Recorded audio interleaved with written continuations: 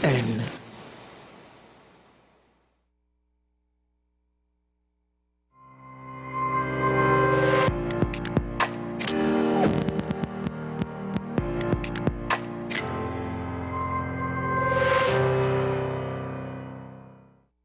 A very good morning and welcome. I am Kemuel Pascal and you are viewing One and One here on WESN Content Capital. Well, we will be speaking about the Public Transport Service Corporation in this episode of One and One. Often when we associate public transportation, we often associate it with PTSC. So in this edition of One and One, we will be speaking with Mr. Edwin Gooden, Chairman of the Public Transport Service Corporation. Mr. Gooding, good morning. Good morning. Good morning. So it's a pleasure to have you here with us this morning. Thank you for having me. So yes, we are talking about public transportation, and as always, whenever you hear public transportation, you often associate it with the Public Transport Service Corporation. So tell us, what has the Public Service Transportation Corporation been up to within the last 2 years, especially during the COVID-19 pandemic?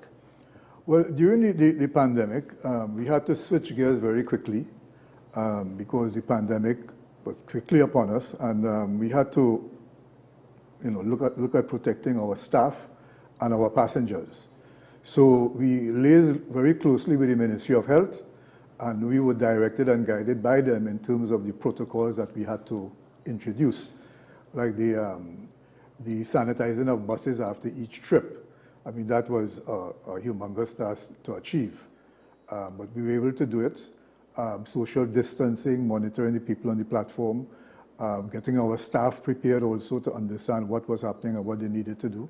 So I believe we prepared our staff and ourselves for the pandemic and to serve our commuters, which is our main purpose. And so let's look at how that would have affected you all in terms of, from a profitability standpoint, in terms of an efficiency level. How was that experience having to move to something basically overnight? Well, from the standpoint of revenue, well, of course, the revenue fell through the floor. But that was not the prime consideration for us at the time. What we were tasked with really was to keep our people moving across the nation. When it was required that we had to work late, put on additional shifts, we did that to accommodate the hospitals and so on. So I believe during that time, while the revenues would have dropped because ridership would have dropped, people were not able to move around, we kept our focus on the pandemic, which is what we talk about. And can you give us an idea as to what are some of the major challenges that PTSC faces even now from both an operational and an administrative standpoint? Well, operationally, we have, for the last couple of years, we have been working with a fleet that is less than optimal. So we do not have the number of buses that we have. So we have that challenge. And in dealing with that challenge, we've had to reduce the number of routes that we service. So in other words, we've brought our service down to the level of the buses that we have. Administratively, I don't think we've had any major issues. We've had the normal issues with employees and with the union, stoppage of work. But that is all par for the course. So, right, and that reduction in routes, how has that affected your commuters? Obviously, I'm sure that you get an idea of feedback from the persons that utilize the service. How has that impacted upon them? Well, when the service was reduced, it is because people were asked to stay home. So it reduced because they said, people, you can't move around, so stay home. So we had nobody to move. So in terms of the impact of the commuters, if you're speaking about during the pandemic period, well, they also had their time to adjust, to not sit and congregate. Actually, we had to remove seats from to avoid people from sitting down and congregating. So they had those kind of physical things that they had to deal with, and also lining up 6 feet apart, etc. Must wear their mask when they're on the compound and go on the bus. I think that was difficult for the commuters to come to terms with. Let's look at your routes itself. So PTSC has how many routes? 163 routes. 163 routes, and you all would have had to reduce by how many? We reduced, well, we service 79 of those routes now. 79 of those routes. And Yeah. they would be to like major parts of the They would country? be the major routes. They would be the major routes. And people often associate PTSD with unreliability and inefficiency because they say, when I go to get a bus probably somewhere else in the world, I know that the bus is coming in 20 minutes or in 15 minutes and I can actually wait. Yeah. But in Trinidad and Tobago, we know it's different. Yeah, well, unfortunately, we have not reached that stage as yet, but we have plans to get there. Right now, as I said, we have the shortage of buses, but we try our best to ensure that the routes that we serve now are properly served. Yes, we have reliability problems where we have missed trips, we have that, but we also keep close to our customers who we're able to communicate with when such situations happen on the platform. So we understand, as you would have stated, that you all are currently operating 79 routes out of the 163. So what are you doing in terms of marketing to get people to really take on utilize the service? What are you doing from a marketing standpoint to really get commuters wanting to use public transportation as opposed to deciding to use their own vehicles? Well, the public always have a choice, and their choice is the maxi taxis, and they far outnumber the PTSC. However, we have been able to, because of the fares, the increases in the fares, we have seen a large number of commuters deciding to come over to the PTSC. So while we are always encouraging people to use the PTSC and putting on buses on routes and so on, this pandemic, which resulted in a number of maxi taxi or taxi associations increasing their fares not only once or twice, but about 3 times during the period, has really put it beyond the reach of the small man. And we are seeing those people coming back to the PTSC at this point in time. Yeah, but even outside of the COVID-19 pandemic and all the restrictions that are associated with it, you are still seeing the fact that people are choosing or rather opting to utilize the PH taxis and the taxi service as opposed to PTSC. So what is PTSC then doing? No, what I just said is that since the fares have increased, we have seen an increase in our ridership at the PTSC. So can you give us some statistics, some figures that you know for a fact? I can't give you actual figures. What I know is that the ridership has increased, and there's more demand for our service in terms of people calling in and asking if you could add another trip on a route and so on. And is this demand concentrated to more the urban areas, or are you seeing this throughout the country? This is throughout the 79 routes that we operate. We are seeing an uptick, especially if you look at Tobago. In Tobago, we actually have figures, actual figures, which would have shown that it would have increased by over 50%.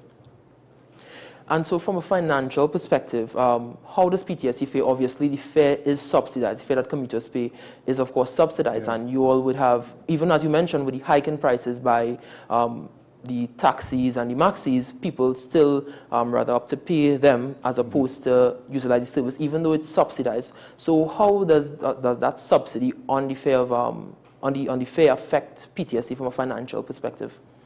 Well, PTSC is very heavily subsidized. The government supports the PTSC almost to 90%.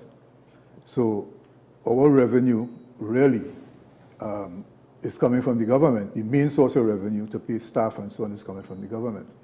So our revenue is really our ticket sales.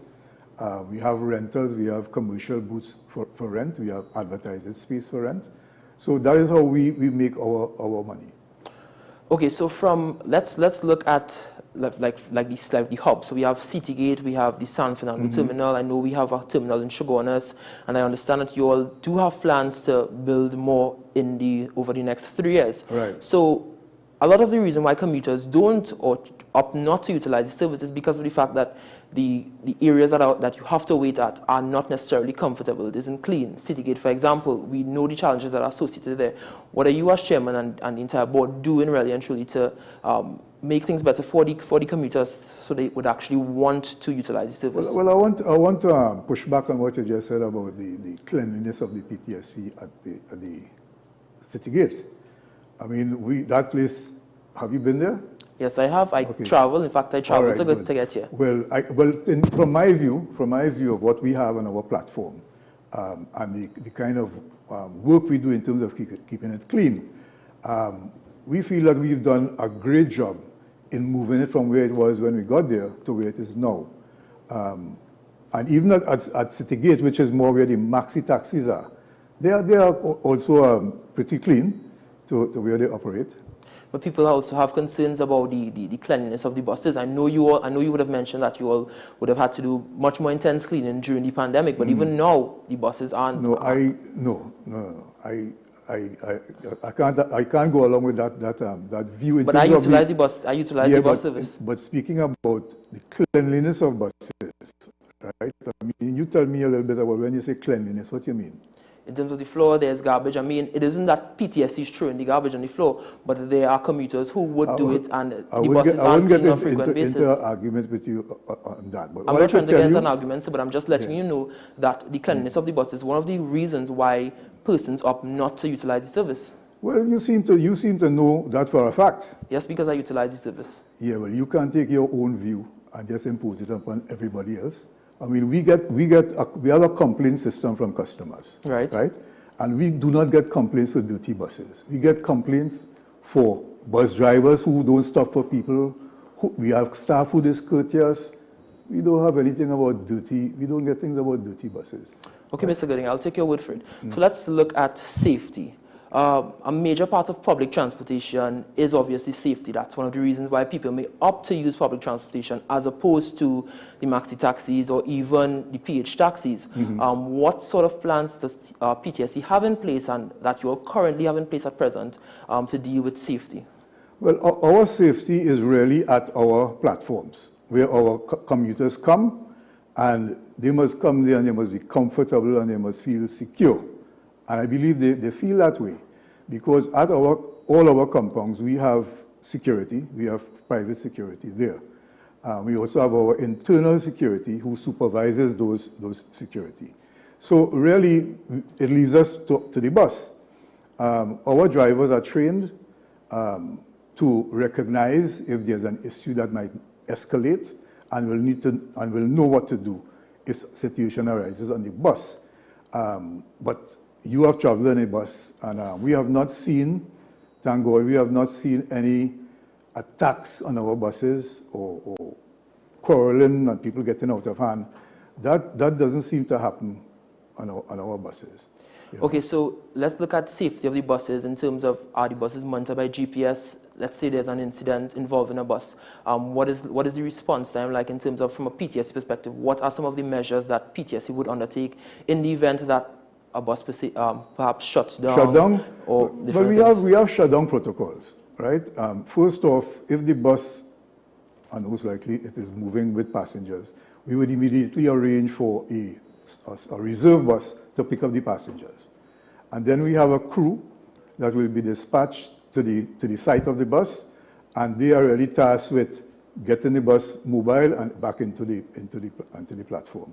If that is not possible, which is not very often, we would then wreck the bus. But our crew is normally able to get the bus started and back to the platform.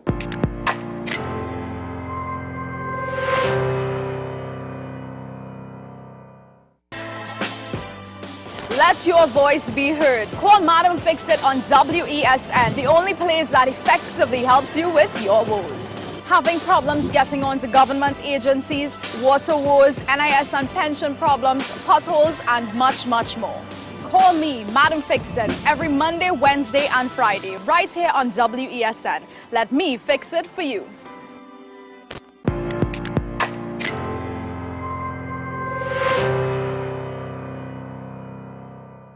Does the PTSC intend to further partner with, let's say, the Ministry of National Security, the Ministry of Rural Development and Local Government in terms of safety? There are municipal police officers, there are also regular TTPS officers. Is there a partnership at present, or are you all intending we have a strong partnership with the police, especially the transport. We have the transport police that operates on the priority bus route. So we have a good relationship with them. In terms of the security part of it, with respect to the TTPS, they are first call, right? Because our areas, the Besser Street station is where we have our contact, because that is where people would go. But in terms of partnering with the TTPS, we already have a partnership with them. So I don't think there's anything else. I don't know if you could tell me what you were thinking about when in terms of having, let's say, police officers on buses along select routes, because obviously, as you mentioned, yes, your bus drivers are trained, but obviously there may be some routes where there's the potential that things can escalate if a situation does arise. Well, fortunately, we've not had that kind of issue, right? So putting police on board, I mean, it's not something that we are thinking about now, because we do not feel the circumstances warrant for us to have a policeman on board of our bus. And our experience and history will prove that it hasn't happened in the past.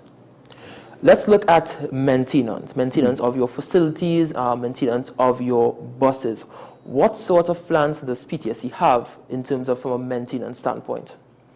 Well, from a maintenance standpoint, our properties are in fact maintained on a scheduled basis. We do renovation works regularly to make sure that the buildings are kept up to date. Only recently we completed the full refurbishment of the Sawa Terminal Mall, the Curep Terminal Mall, and the Tunapuna Terminal Mall, and also the Arima Terminal Mall. The Port of Spain hub is one of those national trust properties. So there's little we can do without the approval of the National Trust. And then the workmanship that is required on that building, it may not be available locally, or the materials. So we have to gingerly be treating with that building. But in terms of the interior of the building, where our commuters go, that is kept very clean. We have a crew that cleans there all the time. All our premises have cleaning crews that go in there and clean overnight. So does the PTSC intend to approach the National Trust and probably the Office of the Prime Minister, which UDCOT falls under, in terms of having some sort of restoration towards Citygate itself? Well, talks have started in that regard, but we have not concretized anything with them. I mean, as you would guess, it would take a lot of money to deal with that structure, and that has to be supervised. And at this point in time, it's not on the cards to do that kind of renovation to the building. Well, I do understand that you all do have some plans for the future, so I hope that is in the works. So maintenance of your buses, are the workers at PTSC trained, or do you all outsource in terms of maintenance?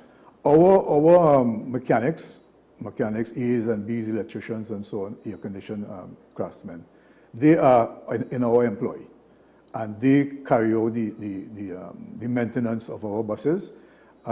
We have a preventative maintenance program where you actually repair vehicles or service vehicles on a scheduled basis to avoid breakdowns. But I must tell you that of the 200 and something buses that we have running now, just about 100 of them would be over 9-10 years, some as much as 20 years. All right, so although we have some breakdowns, I still have to commend our craftsmen who keep those buses running. Well, I'm sure that there are plans to acquire new buses in the future. So let's now turn to the future of PTSC from a technology standpoint, from getting new buses in terms of more environmentally friendly buses. What are some of the things that PTSC plans that PTSC would be undertaking for the future? All right. Right now, we are looking at the PTSC of the future. All right. As I said a little earlier, we have about 225 buses that we run every day, and we run only half of our routes. So our business plan for the next 3 to 4 years is to acquire 300 new buses. Now, at this point in time, that plan has been progressed significantly, and while the final numbers are not in place, we are looking at a predominantly electric bus fleet, right, out of the 300 buses. So we're going to have about 500 buses, right? Now, we need space to put those 500 buses. So one of the plans is to go to San Fernando in Taruba where we have a large acreage of land. That's next to the Roundera Stadium, yes? Right, exactly. And that is where we're going to have what we call a multimodal complex. And that will be a complex where we would have commercial rentals, you'll have offices for rent.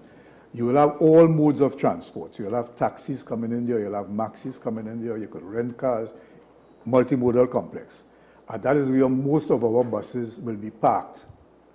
And then we also plan to establish a new terminal mall in Tobago. Right now, Tobago has no terminal platform. And that's going to be where the existing structure is right now, where you all keep the buses presently? Or? No, that's the engineering side. Okay. So we do not have right now a place for our commuters to congregate and catch a bus from Scarborough. So that is the next plan, to set up a new platform in Tobago, where our commuters could go in comfort and safety and wait for the bus. Then we're also looking to establish one in Rio Claro. Now, we already have land there. We did have a depot there, but but we are now going to bring back one there. And right now we have a very small footprint in Chaguanas. We are going to also put a park and ride and a bus terminal in Chaguanas. So the infrastructure, the physical infrastructure, will be built out and improved, right? Now, so that will take care of the buses and our commuters, right? But to drive those 500 buses, we would require technology. Yes. And we don't have technology right now. And that is why, we have... So can you therefore give us an idea? So what are some of the technological standpoint, things that PTSC intends to put in place in terms of an app? What are some of the things that we can look forward to? Yeah. So what I was saying is that right now we are running this 200 and something buses manually, right? The technology will now give us the opportunity to schedule. So we'll be able to schedule routes better, more efficiently, and change if we have to change.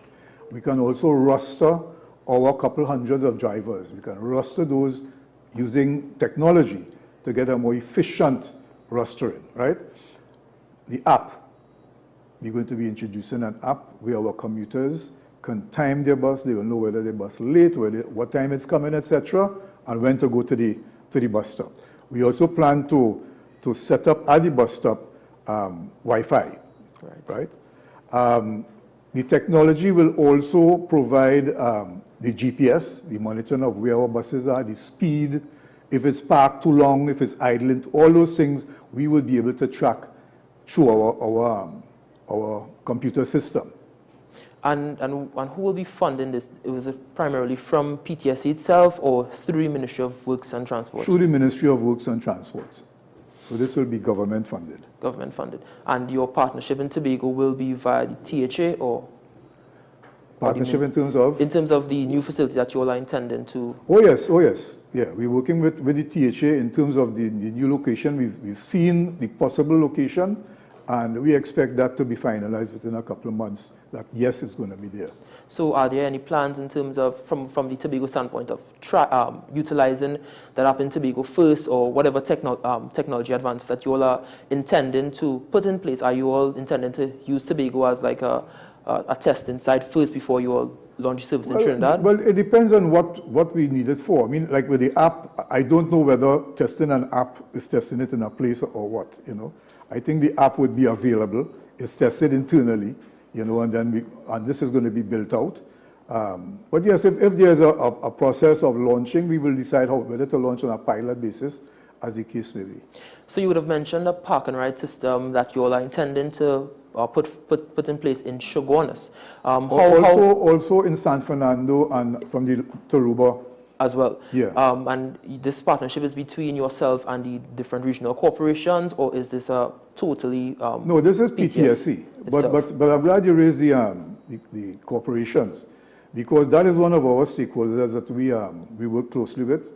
We attend all their what they call it, coordinating meetings, where we meet with all the other police, fire service, WASA and so on. In that meeting, so we are able to get feedback from those corporations, the councillors and so on, what their burgesses are telling them about transport, if they have issues, if they have complaints, we also get it through the regional corporation. So we work with them also. So from a standpoint of persons having confidence in PTSC, do you think that you all can do anything better to improve in terms of the confidence that people have in PTSC? Because behind any mass transportation system, obviously people must be confident to utilize the service. Yeah. Well, the technology will give us that capability that we don't have right now. Right? We can be very close to our customers with that technology, you know. So going forward, we feel that the reliability that customers complain about, we will be able to address that head on, right? With more buses, with more routes, we'll become a lot more competitive. And part of the increase in the number of buses will enable us to, what we will consider to take a dominant share in the tours market.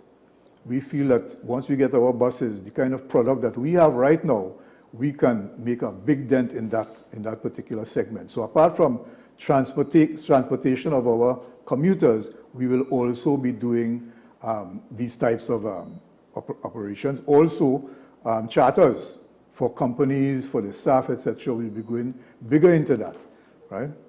Sure. Mr. Goodin, so do you have any closing remarks for us? Well, just that as I opened that right now, yes, PTSC may be under a little pressure in terms of being able to satisfy the demand that has been increasing because of the pandemic and the rise in taxi fares. Yes. But the plans, our business plan really calls for a more efficient PTSC, a PTSC operating all its routes, transporting people all through the day, up to around 11 o'clock we finish. The customers will be able to track the buses. We'll be able to know where a bus is, when a bus is coming, if a bus is late. Right now, that is not possible. Also, people right now, if you want to get on a bus anywhere outside of a terminus, you cannot do so without a ticket. This technology will also allow somebody with a card to be able to go on the bus. Right, on your phone and swipe it. So we have good things coming forward over the next 3 years. Well, Mr. Goodin, thank you so very much for agreeing to be interviewed by us. This has been One and One. I am Kemuel Pascal. Thank you so very much for joining us on today's episode.